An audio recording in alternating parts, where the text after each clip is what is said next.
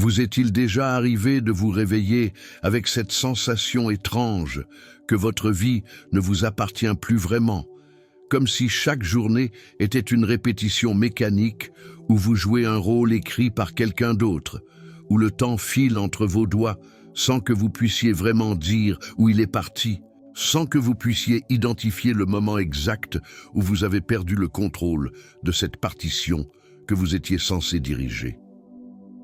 Il y a quelque chose de profondément troublant dans cette réalité que personne n'ose vraiment nommer à voix haute.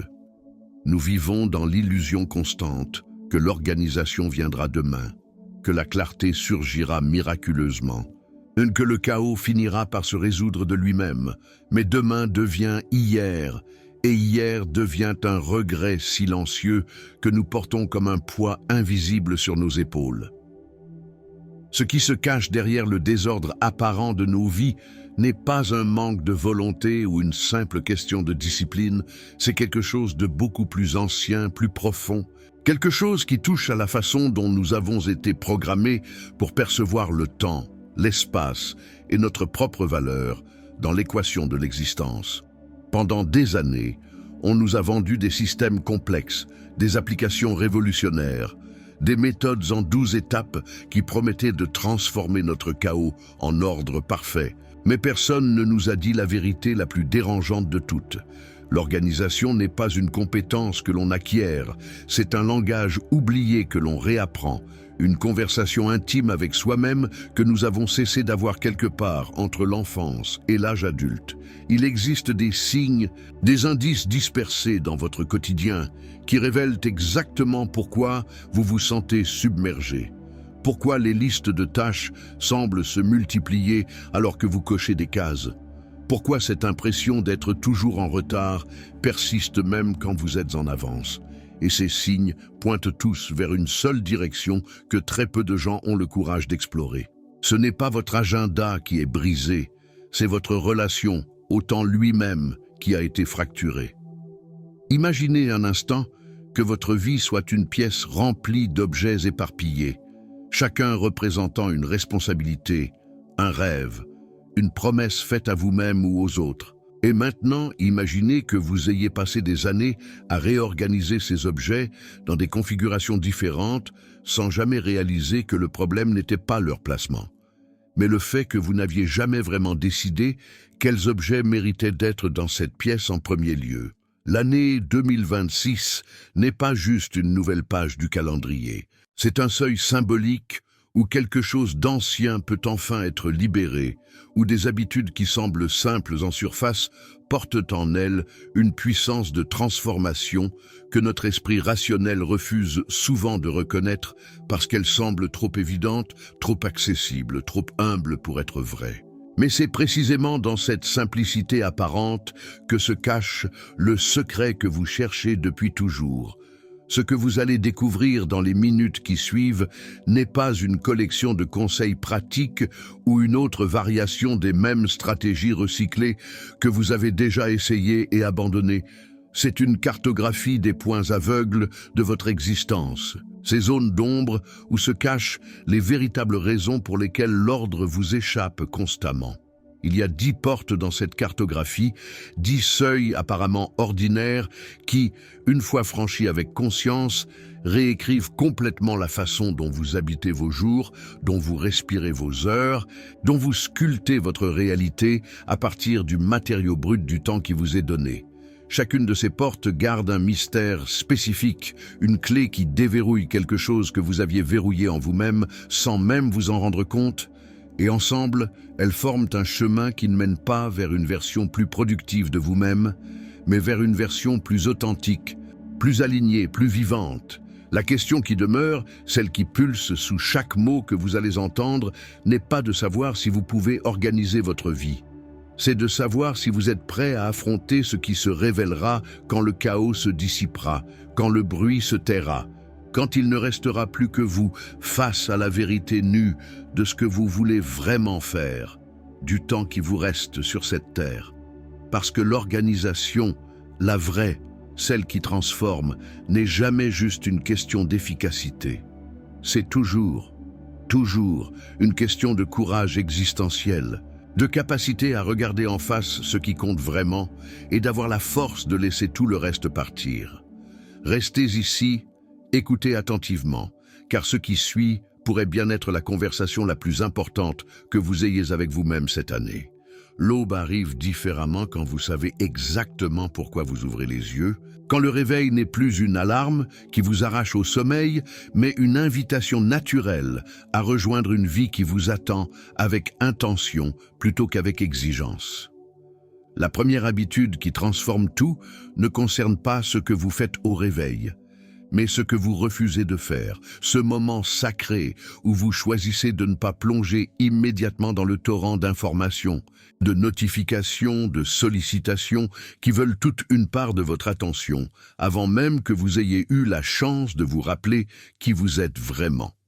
Il existe une violence sourde dans le fait de commencer chaque journée en répondant aux agendas des autres avant d'avoir honoré le vôtre. Une forme d'abandon de soi si normalisée que nous ne la reconnaissons même plus comme telle. Les premières minutes après l'éveil sont un territoire neurologique particulier, un espace liminal où votre cerveau est encore malléable, réceptif, ouvert à l'empreinte que vous choisissez d'y laisser. Et cette empreinte détermine l'architecture émotionnelle de toute votre journée. Quand vous protégez ce temps comme on protège quelque chose de précieux et d'irremplaçable, quand vous créez un rituel qui appartient uniquement à vous et à personne d'autre, vous faites quelque chose de profondément subversif dans une culture qui valorise la disponibilité constante. Ce n'est pas de l'égoïsme, c'est de la survie consciente. C'est la reconnaissance que vous ne pouvez pas donner depuis un puits vide, que vous ne pouvez pas organiser votre vie si vous commencez chaque jour en donnant la télécommande de votre attention à tout le monde, sauf à vous-même. Votre matinée devient alors un sanctuaire personnel, un espace où vous décidez délibérément de l'état émotionnel et mental avec lequel vous entrerez dans le monde, plutôt que de laisser le monde décider pour vous dès la première seconde. Peut-être que pour vous cela signifie 5 minutes de silence total, ou une tasse de café savourée lentement sans aucune distraction, ou quelques pages d'un livre qui nourrit votre âme, ou simplement rester assis dans l'obscurité avant que la lumière du jour n'impose ses exigences. Le contenu exact importe moins que l'intention qui le sous-tend. Cette déclaration silencieuse mais puissante que vous existez en tant que personne avant d'exister en tant que fonction, que votre humanité a priorité sur votre utilité. Cette première habitude crée un précédent interne. Elle établit une frontière invisible mais inviolable entre le monde et vous. Une frontière qui dit: avant d'être disponible pour toutes et tous, je serai d'abord présent à moi-même. Et quelque chose de remarquable se produit quand vous maintenez cette pratique jour après jour. Vous commencez à sentir une différence qualitative dans votre présence, dans votre capacité à rester centré face aux tempêtes quotidiennes, dans votre résilience émotionnelle face aux demandes incessantes qui caractérisent la vie moderne. Vous n'êtes plus constamment en mode réactif, courant après une version de vous-même que vous n'attrapez jamais, essayant de rattraper un retard qui semble se creuser chaque jour davantage. Les gens qui organisent leur vie avec succès ne sont pas nécessairement ceux qui ont plus de temps ou moins de responsabilités. Ce sont ceux qui ont compris que la première chose à organiser n'est pas leur emploi du temps, mais leur état intérieur, que tout le reste découle naturellement de cette fondation invisible. Quand vous commencez votre journée depuis un lieu d'équilibre plutôt que depuis un lieu de panique, quand votre première interaction est avec vous-même plutôt qu'avec les demandes des autres, vous créez un momentum différent qui colore absolument tout ce qui suit. Cette habitude matinale n'est pas un luxe réservé à ceux qui ont des vies simples et prévisibles. C'est précisément ce dont vous avez le plus besoin quand votre vie est chaotique et débordante. C'est l'encre qui vous empêche de dériver complètement dans l'océan des urgences fabriquées et des sollicitations sans fin. Et la beauté de cette pratique réside dans sa simplicité radicale. Vous n'avez besoin d'aucun équipement spécial, d'aucune formation particulière, d'aucune condition parfaite. Juste de la volonté répétée de vous choisir en premier, ne serait-ce que pour quelques minutes sacrées, avant que le monde ne réclame sa part. Il y a une différence abyssale entre être occupé et être engagé, entre remplir votre temps et habiter votre temps. Et cette différence réside entièrement dans votre capacité à distinguer ce qui est essentiel de ce qui est simplement bruyant. La deuxième habitude qui réorganise tout est celle du tri impitoyable. Cette pratique quotidienne de regarder votre liste de responsabilités et de reconnaître honnêtement que 90% de ce qui vous pèse n'a aucune importance réelle, aucun impact durable, aucune connexion authentique avec ce qui fait battre votre cœur plus fort. Nous accumulons des obligations comme d'autres accumulent des objets. Par peur du vide, par peur de décevoir, par peur de découvrir ce qui reste quand on enlève tout ce qui est superflu.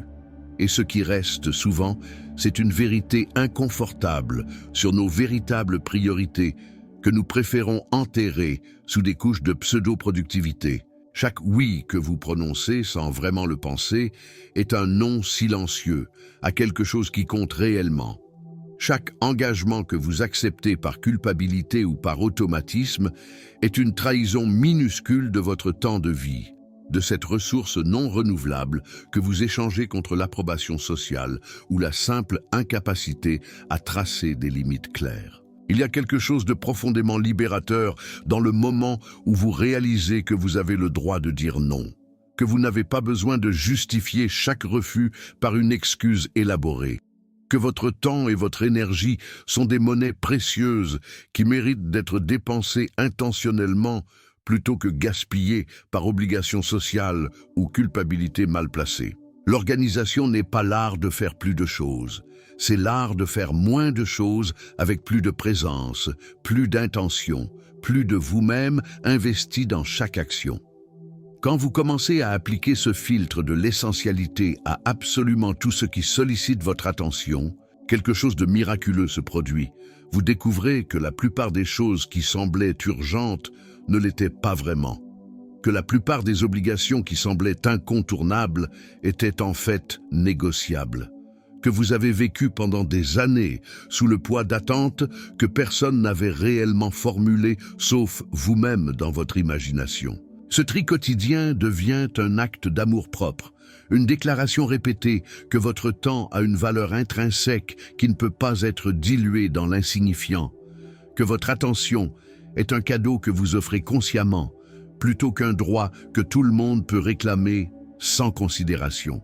Et la partie la plus difficile n'est pas d'identifier ce qui n'est pas essentiel, c'est de trouver le courage d'agir en conséquence, de lâcher prise sur des engagements qui ne vous servent plus, de décevoir parfois les autres pour ne pas vous décevoir vous-même, de choisir votre paix intérieure plutôt que l'harmonie superficielle maintenue au prix de votre propre épuisement. Il y a une sagesse ancestrale dans le concept de vide fertile, cette reconnaissance que parfois le plus grand acte de création que vous puissiez accomplir est de faire de la place, de retirer, de soustraire, plutôt que d'ajouter constamment. Votre vie n'a pas besoin de plus de choses, elle a besoin de plus d'espace pour que les choses vraiment importantes puissent respirer, grandir, s'épanouir sans être étouffées par le superflu.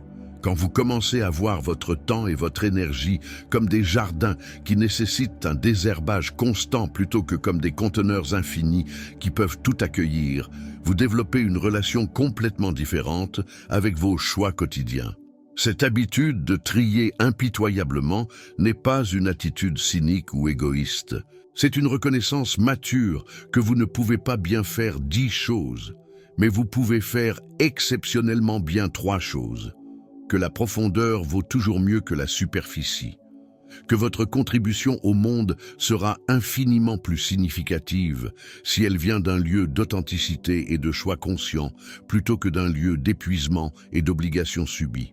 Le paradoxe magnifique est que quand vous faites moins, vous accomplissez plus, non pas en termes de quantité mesurable, mais en termes d'impact réel, de satisfaction personnelle, de sens vécu, plutôt que simplement imaginé. Et peut-être que la plus grande révélation qui vient avec cette pratique est la découverte que les gens qui comptent vraiment dans votre vie ne vous en voudront jamais de tracer des limites saines, qu'ils respecteront même votre capacité à dire non quand c'est nécessaire, parce qu'ils comprennent que votre oui devient tellement plus puissant quand il n'est pas dilué dans 1000 oui automatiques prononcés sans réflexion.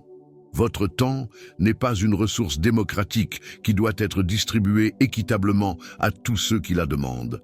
C'est votre vie même, mesurée en heures et en jours. Et vous avez non seulement le droit, mais la responsabilité sacrée envers vous-même de la protéger férocement. Votre environnement physique parle un langage que votre inconscient comprend parfaitement, même quand votre esprit conscient ne l'écoute pas. Chaque objet déplacé, chaque surface encombrée, chaque tiroir chaotique envoie un signal subliminal qui dit quelque chose sur votre relation avec vous-même et avec la réalité. La troisième habitude concerne cette conversation silencieuse entre vous et les espaces que vous habitez. Cette reconnaissance que le désordre extérieur n'est jamais juste du désordre. C'est toujours le reflet tangible d'un désordre intérieur, d'une saturation émotionnelle, d'une incapacité à lâcher prise qui se matérialise dans des piles de choses non triées et des coins oubliés remplis de « peut-être un jour ». Il y a une raison pour laquelle vous vous sentez plus léger, plus clair, plus capable de penser quand vous êtes dans un espace dégagé. Votre cerveau ne doit plus traiter visuellement des centaines de stimuli inutiles. Il peut enfin se concentrer sur ce qui compte. Il peut enfin respirer. Chaque objet dans votre champ de vision est une micro-décision que votre cerveau doit traiter. Est-ce important? Dois-je m'en occuper maintenant? Pourquoi est-ce là? Que dois-je en faire? Et cette charge cognitive invisible s'accumule jusqu'à créer cette sensation diffuse d'être constamment submergé sans comprendre exactement pourquoi.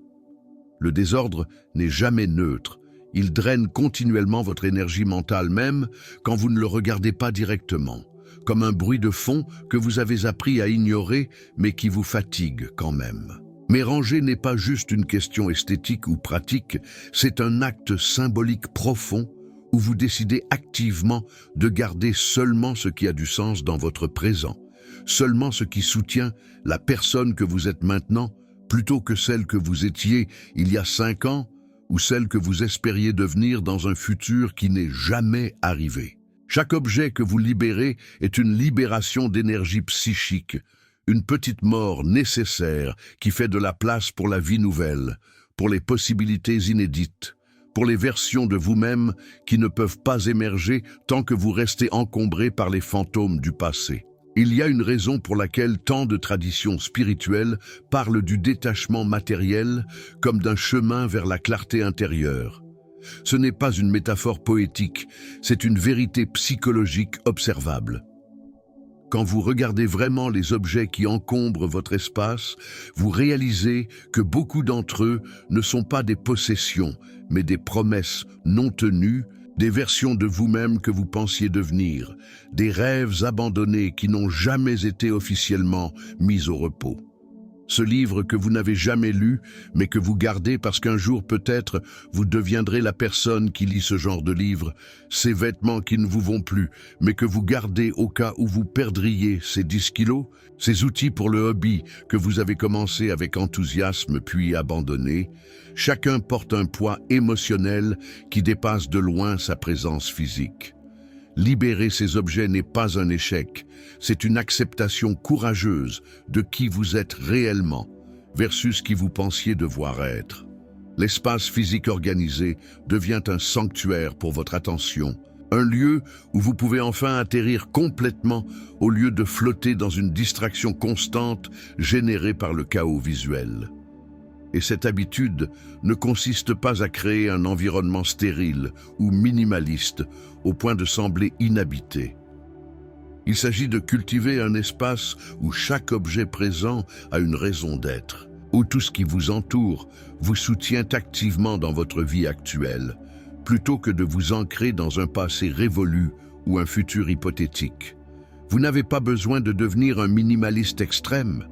Vous avez juste besoin d'être honnête sur ce qui mérite vraiment de partager votre espace de vie limité. Cette pratique de maintenir un environnement dégagé n'est pas une corvée ponctuelle, mais une méditation quotidienne, un rituel de purification qui nettoie simultanément votre environnement et votre paysage intérieur. Chaque fois que vous remettez quelque chose à sa place, chaque fois que vous évitez d'accumuler de nouveaux objets sans raison valable, chaque fois que vous prenez 10 minutes pour réorganiser un espace qui a dérivé dans le chaos, vous pratiquez quelque chose de beaucoup plus profond que le simple rangement. Vous pratiquez la présence, l'intentionnalité, le respect de vous-même et de l'espace que vous habitez. Et il y a une sorte de magie silencieuse dans le fait de se réveiller dans un espace organisé, de commencer votre journée sans cette charge visuelle qui vous rappelle constamment tout ce que vous devriez faire, tout ce que vous n'avez pas encore accompli, tout ce chaos que vous n'avez pas encore eu le temps de résoudre. Votre maison, votre bureau, les espaces où vous passez votre temps deviennent alors des alliés dans votre quête d'une vie organisée plutôt que des rappels constants de votre échec à maintenir l'ordre.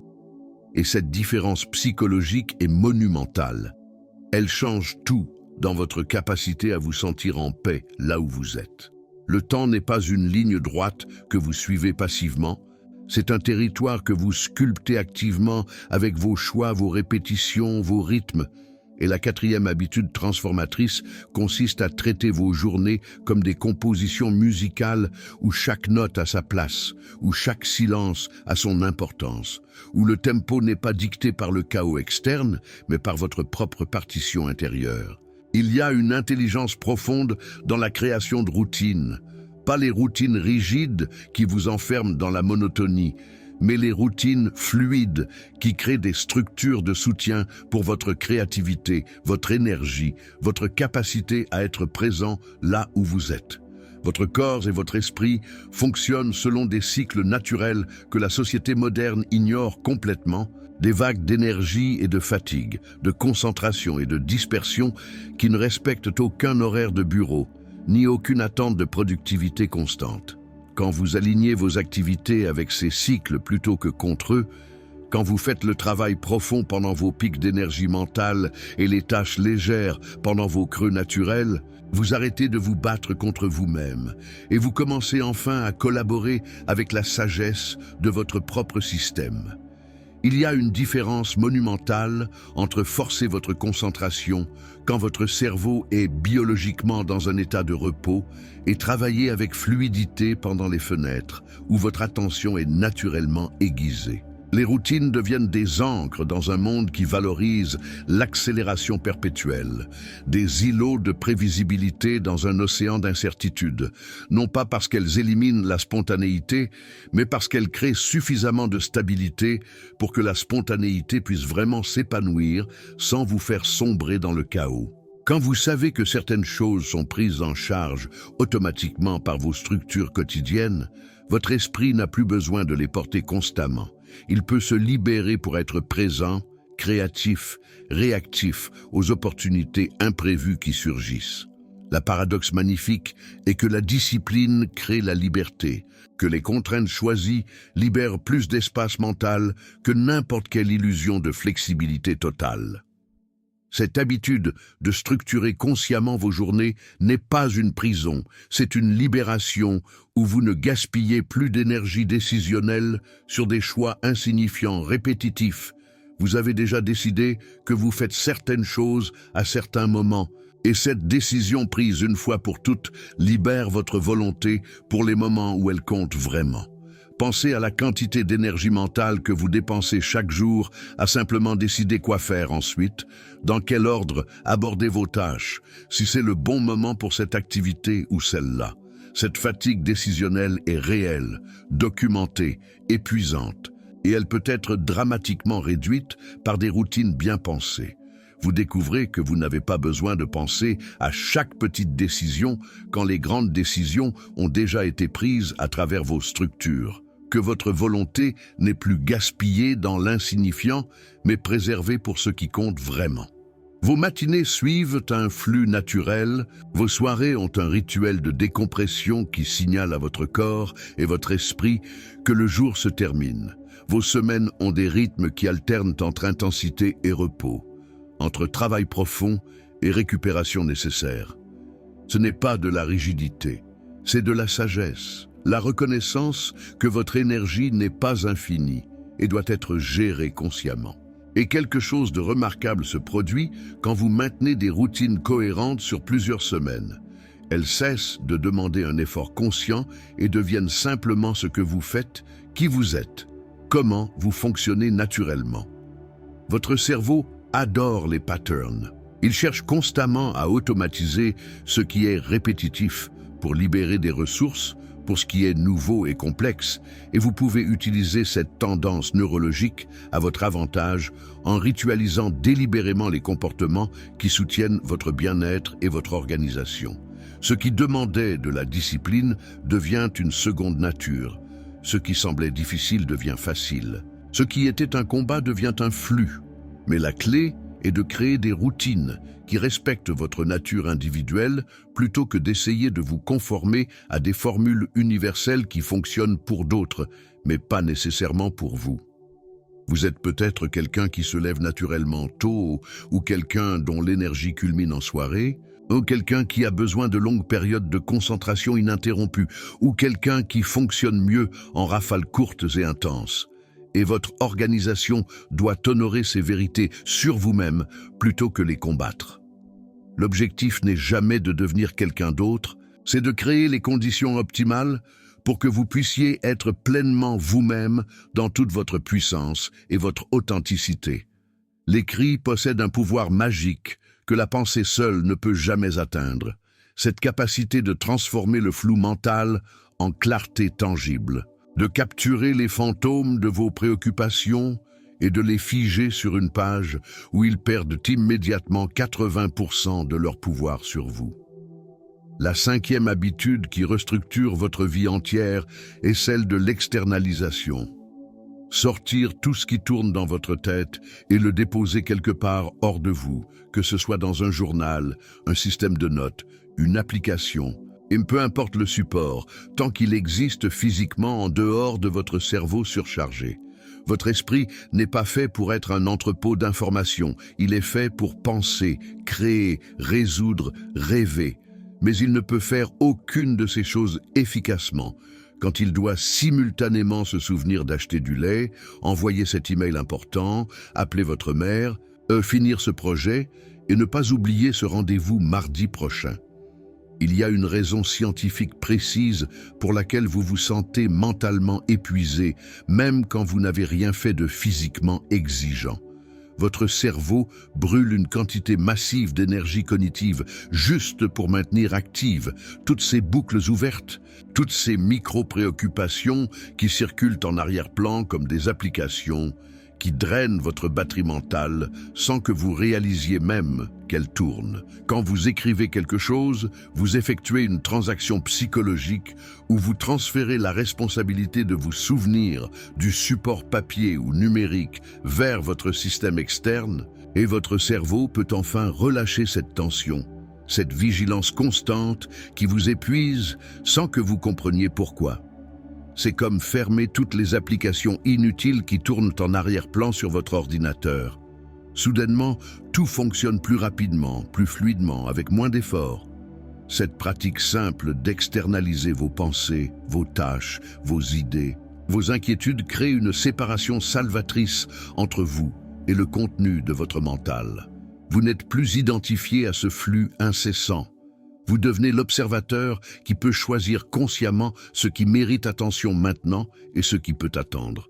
L'organisation mentale commence toujours par le vidage mental, par cette reconnaissance humble que vous ne pouvez pas tout porter seul dans votre tête, que vous avez besoin d'extension cognitive pour fonctionner dans un monde qui génère plus d'informations en une journée que vos ancêtres n'en recevaient en une vie entière. Et il y a quelque chose de profondément libérateur dans le simple acte de transférer vos préoccupations sur le papier ou dans une application.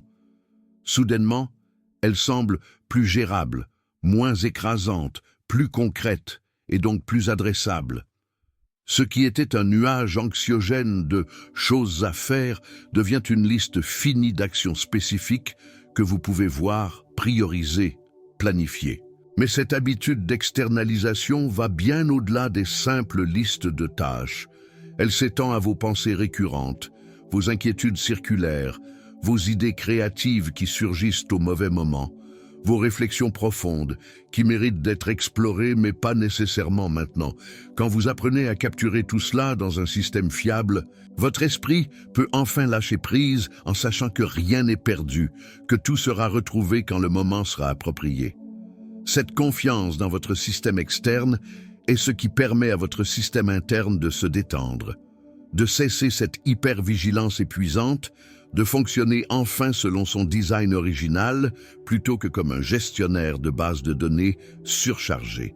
Il existe une différence qualitative remarquable dans votre expérience quotidienne quand vous fonctionnez avec un système d'externalisation fiable versus quand vous essayez de tout retenir mentalement.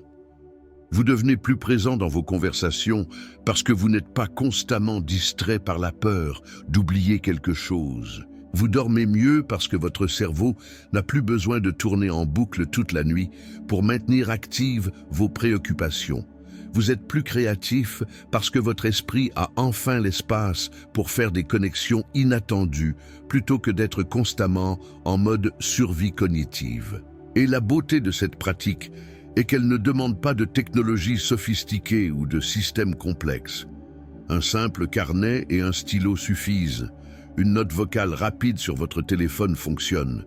Une application basique de prise de notes remplit parfaitement ce rôle. Ce qui compte n'est pas le support lui-même, mais l'habitude de sortir systématiquement de votre tête ce qui n'a pas besoin d'y rester, cette discipline douce de traiter votre esprit comme l'outil précieux de réflexion et de création qu'il est, plutôt que comme un fourre-tout mental où vous jetez pêle-mêle toutes les informations et obligations de votre vie. Votre tête est faite pour avoir des idées, pas pour les stocker. Et quand vous honorez enfin cette distinction, tout change.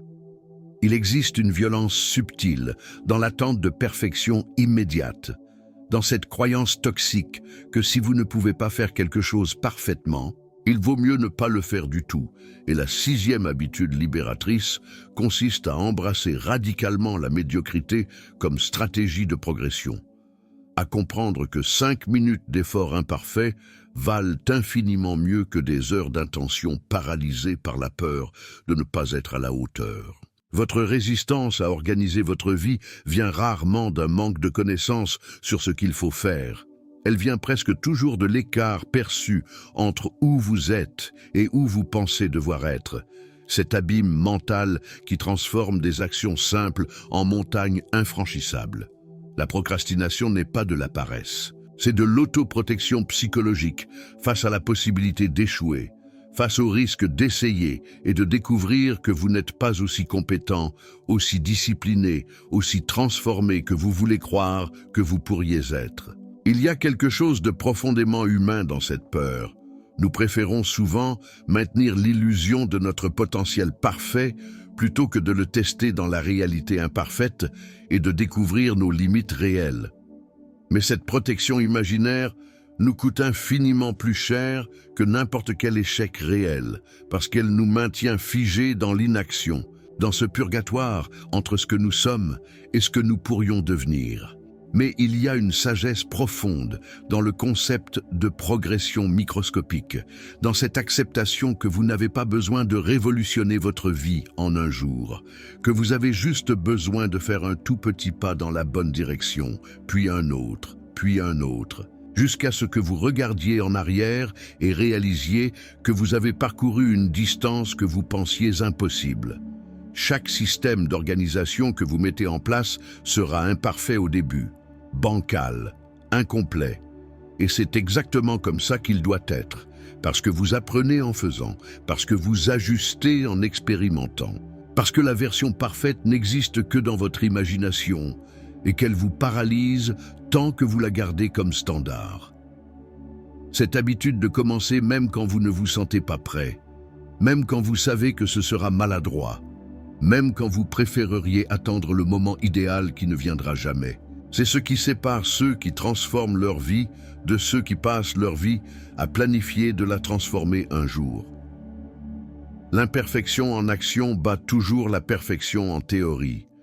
Et une fois que vous intégrez vraiment cette vérité, vous arrêtez de vous juger pour vos débuts chaotiques et vous commencez enfin à avancer. Chaque petit pas compte, chaque effort minuscule s'accumule. Chaque fois que vous choisissez l'action imparfaite plutôt que l'inaction parfaite, vous renforcez le muscle de votre capacité à agir malgré l'inconfort. Il y a une liberté immense dans l'acceptation que vous avez le droit d'être mauvais au début, que l'incompétence temporaire est le prix d'entrée obligatoire pour toute nouvelle compétence, que personne n'est jamais né en sachant comment organiser sa vie efficacement. C'est toujours une compétence acquise à travers l'essai, l'erreur, l'ajustement constant.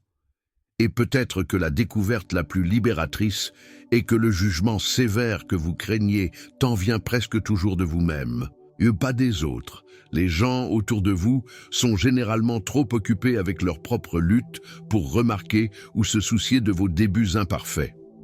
Quand vous donnez à vous-même la permission d'être un débutant, d'être maladroit, de faire des erreurs sans que cela ne devienne une condamnation de votre valeur fondamentale en tant que personne, quelque chose se débloque qui était figé depuis longtemps.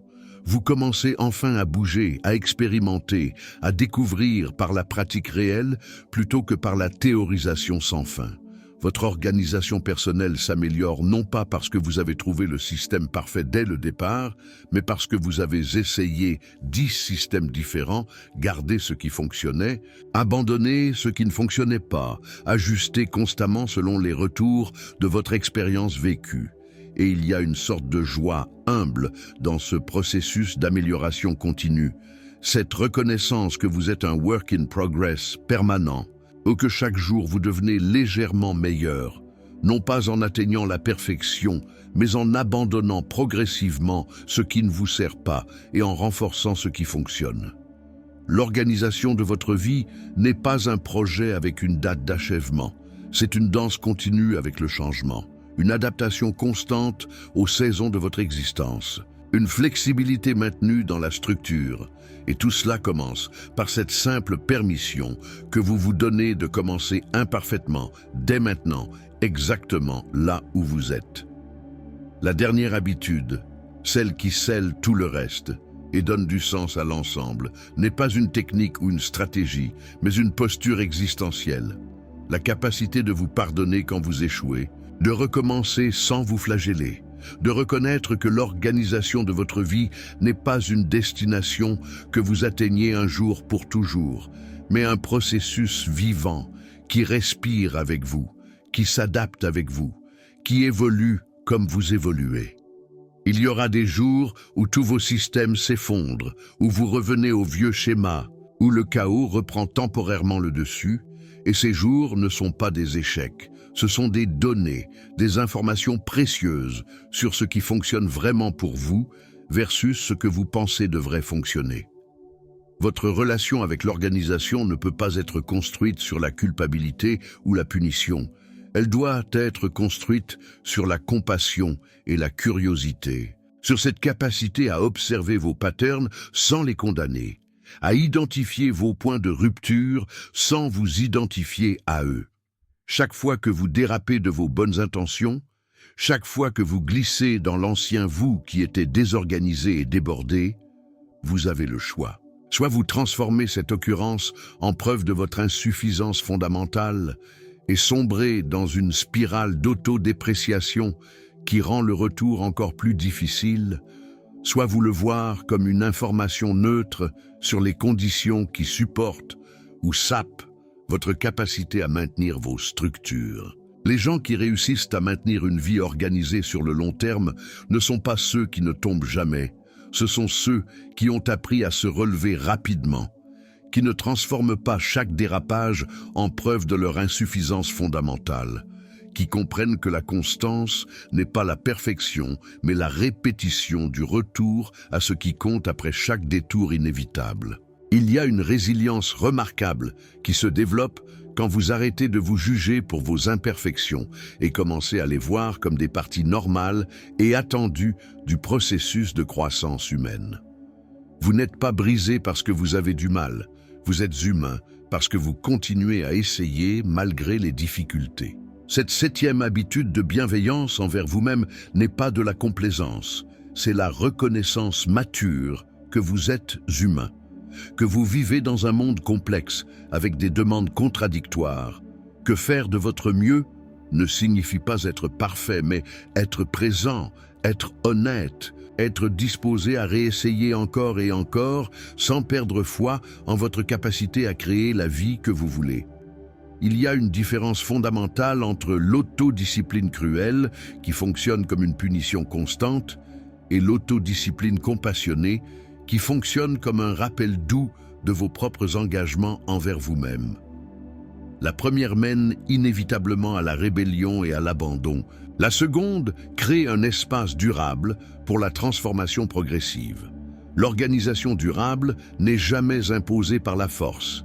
Elle émerge naturellement quand vous créez des conditions intérieures où elle peut s'épanouir. Et ces conditions incluent toujours, une dose massive d'acceptation de ce qui est tout en travaillant vers ce qui pourrait être. Vous ne pouvez pas vous haïr vers une meilleure version de vous-même. Vous ne pouvez pas vous punir vers la transformation. Vous ne pouvez pas utiliser la honte comme carburant durable pour le changement. Ces stratégies peuvent fonctionner brièvement, alimentées par un désespoir momentané ou une motivation externe, mais elles s'effondrent inévitablement parce qu'elles sont construites sur des fondations psychologiques instables.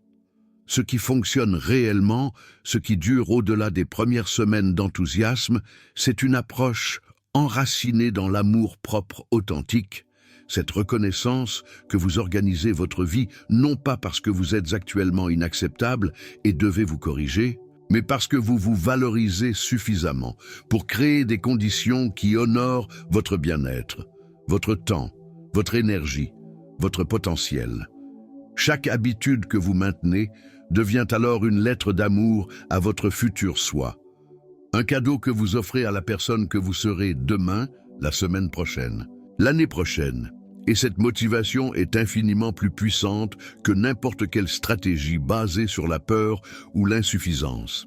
Et peut-être que la sagesse ultime de cette dernière habitude est la compréhension que le pardon de soi n'est pas un événement ponctuel, mais une pratique quotidienne. Un choix répété chaque fois que vous tombez court de vos propres attentes, chaque fois que la vie vous dépasse temporairement, chaque fois que vous réalisez que vous avez dérivé loin de vos intentions. Ce retour constant à la compassion envers vous-même, ce refus de vous abandonner même quand vous vous sentez le plus perdu, c'est ce qui construit finalement une organisation durable, non pas parce que vous êtes devenu parfait, mais parce que vous avez appris à être présent avec vous-même dans toutes vos imperfections, à honorer vos efforts même quand les résultats ne sont pas encore visibles, à continuer même quand c'est difficile parce que vous croyez profondément que vous méritez une vie qui fonctionne, qui coule, qui vous ressemble vraiment.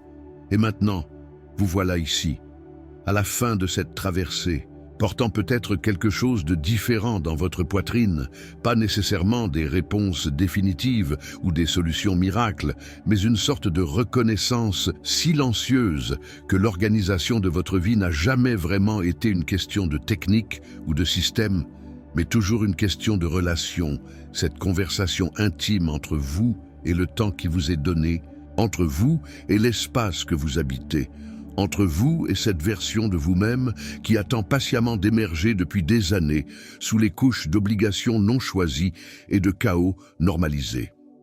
Ces 10 habitudes ne sont pas des commandements gravés dans la pierre, ce sont des invitations murmurées, des portes entr'ouvertes que vous pouvez franchir à votre propre rythme, dans votre propre ordre, selon votre propre vérité. Parce que personne d'autre ne peut savoir exactement ce dont votre vie a besoin pour retrouver son équilibre naturel, cette harmonie qui existait en vous avant que le monde vous convainque que vous deviez être quelqu'un d'autre. L'année 2026 n'est pas magique en elle-même, mais elle peut devenir le marqueur symbolique où vous avez décidé d'arrêter de reporter votre propre vie, où vous avez choisi de traiter votre temps comme la ressource sacrée qu'il est vraiment, où vous avez commencé à construire consciemment plutôt que de subir passivement. Ce qui change tout n'est jamais la perfection de l'exécution, c'est la constance de l'intention, cette volonté répétée jour après jour de revenir à ce qui compte, même quand c'est difficile, surtout quand c'est difficile. Vous avez entendu ces mots, mais les mots seuls ne transforment rien. Ils sont comme des graines qui ne germent que si vous les plantez dans la terre fertile de l'action, même maladroite, même imparfaite, même microscopique au début. Il y a une différence essentielle entre savoir et faire, entre comprendre intellectuellement et expérimenter viscéralement, et cette différence réside entièrement dans votre capacité à passer de la position de spectateur de votre propre vie à celle de créateur actif de votre réalité quotidienne. Chaque habitude que nous avons explorée ensemble porte en elle une promesse simple, que vous pouvez récupérer votre souveraineté sur votre temps, que vous pouvez créer des structures qui vous soutiennent plutôt que vous emprisonnent, que vous pouvez vivre de manière plus alignée avec qui vous êtes vraiment, plutôt qu'avec qui le monde attend que vous soyez. Mais cette promesse ne se réalise que dans le mouvement, dans ce premier pas hésitant que vous faites demain matin, dans cette première décision de protéger vos premières heures, de trier impitoyablement vos priorités, de ranger un seul tiroir avec conscience, de créer une routine qui vous ressemble, d'écrire ce qui vous pèse pour libérer votre esprit, de commencer même imparfaitement et de vous pardonner quand vous trébuchez. L'organisation n'est pas une punition que vous vous infligez pour devenir acceptable. C'est un acte d'amour radical envers vous-même et envers le potentiel de vie qui sommeille en vous, attendant juste que vous fassiez un peu de place pour qu'il puisse enfin respirer. Peut-être que dans quelques mois, vous regarderez en arrière et vous ne reconnaîtrez plus la personne que vous étiez aujourd'hui, non pas parce que vous aurez tout transformé d'un coup dans un grand geste héroïque, mais parce que vous aurez fait des milliers de petits choix conscients qui se sont accumulés en silence jusqu'à créer une vie entièrement différente. Une vie où vous n'êtes plus en train de courir après le temps mais de danser avec lui, où votre environnement reflète votre paix intérieure plutôt que votre chaos, où vos journées sont sculptées selon vos valeurs plutôt que selon les urgences des autres. Cette transformation ne fait pas de bruit quand elle arrive. Elle ne s'annonce pas avec des fanfares ou des révélations fracassantes. Elle s'installe progressivement comme l'aube qui chasse la nuit, imperceptiblement au début, puis soudainement évidente, incontestable, réelle. Et un jour, vous vous réveillerez et vous réaliserez que vous n'êtes plus en train d'essayer d'organiser votre vie. Vous vivez simplement une vie organisée, naturellement, sans effort conscient, parce que les habitudes se sont transformées en nature, parce que les structures externes sont devenues architecture interne, parce que vous avez finalement fait la paix avec le temps et l'espace que vous occupez sur cette terre. Ce jour-là, vous comprendrez rétrospectivement que tout a commencé ici, dans ces minutes que vous avez passées à écouter vraiment, à vous laisser toucher par la possibilité que les choses pouvaient être différentes, que vous pouviez être différent, que la simplicité portait en elle une puissance que vous aviez sous-estimée pendant trop longtemps. Si ces mots ont résonné quelque part en vous, s'ils ont effleuré une vérité que vous connaissiez déjà sans savoir comment l'articuler, alors peut-être que vous sentez maintenant qu'il y a quelque chose à faire avec cette reconnaissance, une responsabilité douce envers vous-même, qui commence par des gestes simples comme celui de marquer ce moment, de laisser une trace de votre présence ici, de participer à cette conversation collective sur ce que signifie vraiment vivre plutôt que simplement survivre. Un petit geste comme appuyer sur le bouton « J'aime » n'est pas juste une interaction mécanique avec un algorithme, c'est une façon de vous rappeler à vous-même que quelque chose a bougé en vous, que vous avez été touché, que vous reconnaissez la valeur de cette transmission. Et ce rappel discret peut devenir l'étincelle qui maintient vivante votre intention quand l'enthousiasme initial s'estompera face à la résistance du quotidien. Écrire un commentaire partageant ce qui a le plus résonné pour vous, quelle habitude vous interpelle particulièrement ou quel défi spécifique vous rencontrez dans votre propre quête d'organisation, c'est contribuer à tisser une communauté invisible de personnes qui refusent la médiocrité du chaos par défaut et choisissent consciemment la beauté d'une vie intentionnelle. Et s'abonner à cette chaîne, et c'est décider que vous voulez continuer cette conversation au-delà de cette vidéo, que vous êtes prêt à explorer d'autres dimensions de ce que signifie vivre pleinement, profondément, authentiquement, parce que le chemin de la transformation n'est jamais linéaire et vous aurez besoin de rappels réguliers, d'inspirations nouvelles, de perspectives différentes pour maintenir votre cap quand le monde essaiera de vous ramener vers l'ancien vous. Vous êtes arrivé jusqu'ici non par hasard, mais parce que quelque chose en vous sait que c'est le moment, que 2026 peut être l'année où vous arrêtez de remettre à plus tard votre propre existence, où vous cessez de vivre en mode brouillon et commencez enfin à écrire votre vie avec intention, avec présence, avec cette conscience aiguë que chaque jour qui passe est un jour qui ne reviendra jamais et mérite donc d'être habité pleinement plutôt que traversé en somnambule.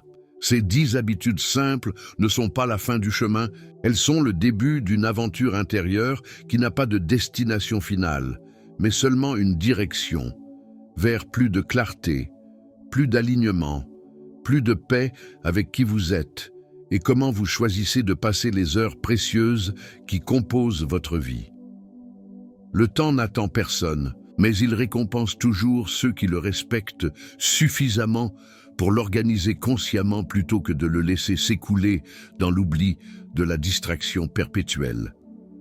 Alors, respirez profondément, sentez le poids de cette possibilité qui repose maintenant entre vos mains et faites ce premier pas, aussi petit soit-il, aussi imparfait soit-il, parce que c'est dans ce premier pas que tout commence, que tout change, que la vie que vous voulez vraiment vivre cesse d'être un rêve lointain et commence enfin à devenir votre réalité quotidienne.